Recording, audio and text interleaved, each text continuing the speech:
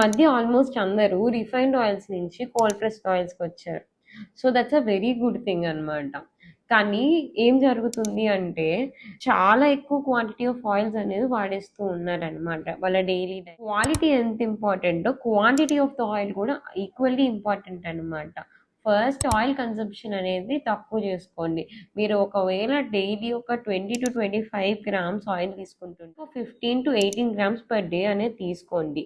Oils బదులు healthy fats like అవగాడోస్ కానీ nuts కానీ సీడ్స్ కానీ ఇన్కార్పొరేట్ చేయడం చాలా ఇంపార్టెంట్ అనమాట. Second important thing, rotation of oils అనేవి చాలా ఇంపార్టెంట్ అనమాట. మీరు కోకోనట్ ఆయిల్ వాడుతుంటే నెక్స్ట్ మంత్ మీరు సెసమి సీడ్ ఆయిల్ వాడండి, ఇంకొక మంత్ మీరు సన్ఫ్లవర్ ఆయిల్ వాడండి.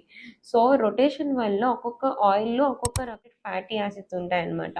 సో మీ బాడీకి అన్ని రకమైన ఫ్యాటీ యాసిడ్స్ అనేవి అందుతాయి. Third important thing about oil, do not reheat oil. ఒకవేళ మీరు ఆల్రెడీ యూజ్ చేసిన ఆయిల్ని మళ్ళీ రీహీట్ చేయడానికి ట్రై చేయకండి, అది మీ బాడీకి మంచిది కాదు. It can convert into trans. Important thing about oils అనేది మీకు హెల్ప్ఫుల్ అనుకుంటాను.